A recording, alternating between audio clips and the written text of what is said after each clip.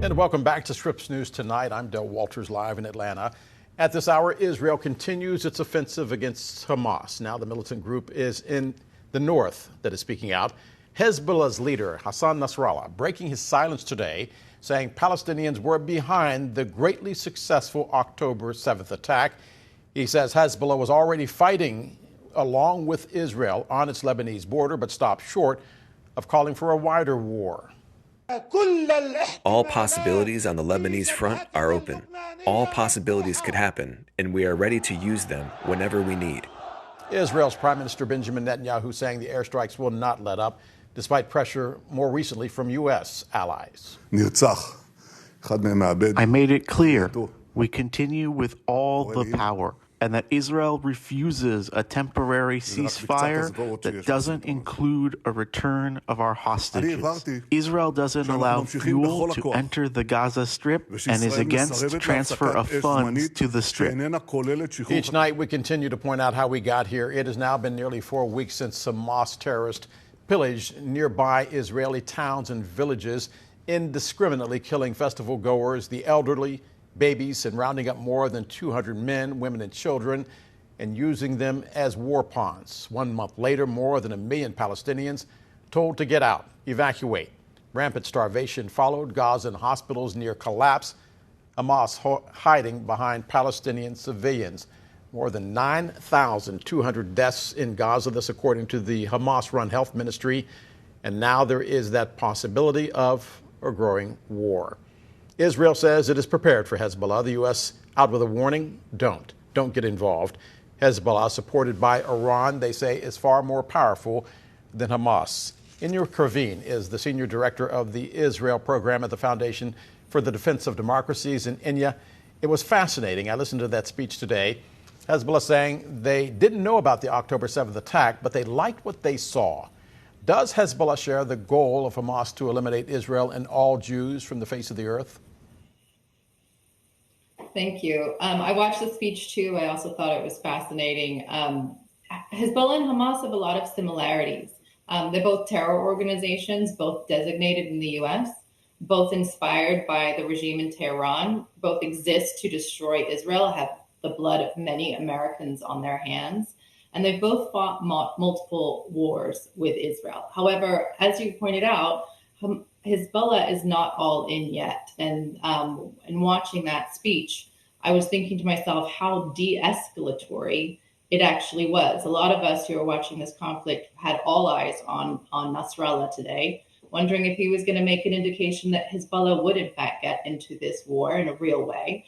And all indications right now point to that he won't. Now, Israel's not going to take him at his word. Obviously, they've been surprised once in this conflict, and I don't think that they are going to allow to be attacked with an element of surprise again. But certainly in speech, he was very de-escalatory and doesn't seem to want to get in this war in a real way right now. It is my understanding that his hands may be tied and that there are moderates in Lebanon who also don't want to join this fight. Does Hezbollah want a wider war?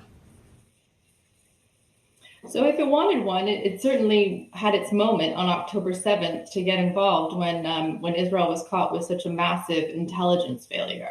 So it seems to me that Hezbollah does not want that right now. As far as moderates in Lebanon, Hezbollah does not control the country, does not control Lebanon in the way that Hamas controls Gaza. Hamas runs the Gaza Strip. It has done for over a decade, and it is the regime in charge there. Hezbollah has to balance has a balancing act with other players in Lebanon.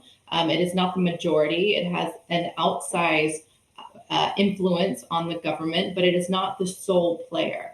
And Hezbollah knows that getting into an all-out war with Israel right now might send Lebanon into the abyss. It's already teetering on complete collapse. It's in a complete state of financial meltdown. And the effects of a full-out war, not only the damage to the infrastructure that one could anticipate, but also the massive movement of refugees from southern Lebanon could potentially have disastrous effects for Lebanon. So yes, I agree. I think that to some extent, his hands are tied.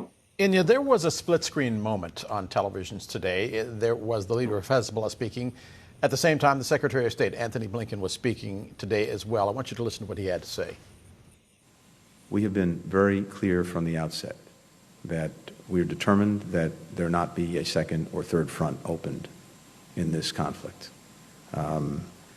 President Biden said on day one to anyone thinking of opening a second front, taking advantage of the situation, don't. Ask if Hezbollah wanted to get involved in this war. Does Israel want Hezbollah involved? Specifically, does the United States want Hezbollah involved? And can Israel win in a conflict with Hezbollah to the north and Hamas to the south? I think Israel is playing offense right now, and it does not want to play defense in the north. Obviously, if you are fighting a war, it's easier to fight on one front and allow to focus your efforts on one front. Having a two-front war is less optimal for Israel. However, Israel has evacuated hundreds of thousands of people from their homes. They have called up a massive reservist force, and it is an unsustainable situation in the long term for Israel with this many people out of their homes. And I can tell you that right now, people do not feel safe in the north of the country. They're looking down, they're seeing what happened to the Israeli residents of the south. They're seeing the massacres and the atrocities that occurred there. And they're thinking to themselves, well, this could be me. This could be my family.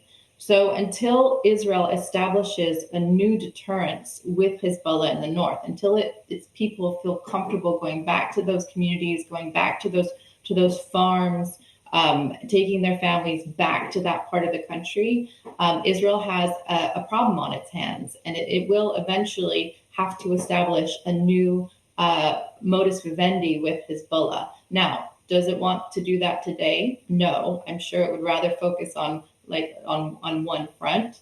Having the American carrier strike groups and assets in the Mediterranean and in the Red Sea are obviously very reassuring for Israel. But again, it is in a state right now with over probably between 250 and 350 internally displaced people. And in order for those people to go home, they have to feel safe. And Israel is not there right now. America's military, by the way, is also familiar with Hezbollah. It was responsible, as you know, for one of the worst attacks in Marine Corps history. That is when the barracks in Beirut were bombed in 1983, 241 Marines dying. How short is the U.S. fuse, this country's fuse, when it comes to any strikes against Hezbollah and a wider war? I think that President Biden and Secretary of State Antony Blinken reiterated this today. I think their number one priority right now is that this does not turn into a wider war. I think it is the last thing that President Biden wants. He's focused elsewhere. There's a war in Ukraine. There are mounting tensions with China. I think the last thing he wants to do is get involved in yet another conflict in the Middle East. So he's made it crystal clear to the Israelis, to the Lebanese, to Hezbollah, to all of the players in the region, don't. The question is whether they are deterred by Israel or by the U.S. presence. We also know that there's been an escalation in the region of attacks on U.S. troops. That, to me, is an indication that they are not deterred. So we'll see how it plays out. And Biden has made his priorities clear. He does not want a regional escalation. 30 seconds left. 100 to 150,000 missiles from Hezbollah could possibly rain down on Israel.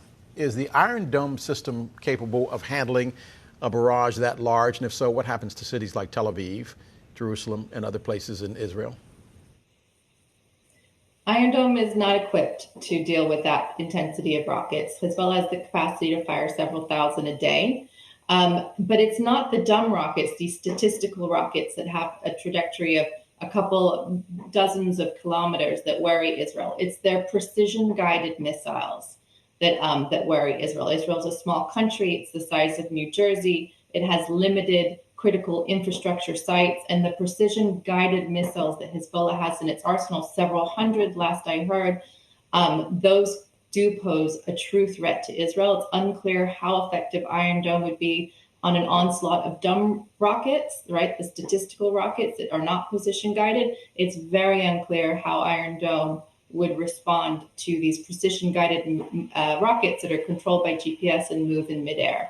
So if Israel is one thing, if the Israeli war planners have one thing that's keeping them up at night right now, it's those precision guided missiles and the several hundred in Hezbollah's arsenal. We began our last hour by saying Friday is a day of prayer for both Muslims and Jews. You can only hope they are doing that more so than planning for the next battles. Enia Krivine, thanks for being with us tonight. Thank you. Up next, is it worth it? To find out this year's Rock and Roll Hall of Fame class, you got to have faith because we're on the road again to letting you soak up this year's list of inductees. If you got all of those references, you've got some early clues as to who's in. We've got the full list right after this. Stay with us.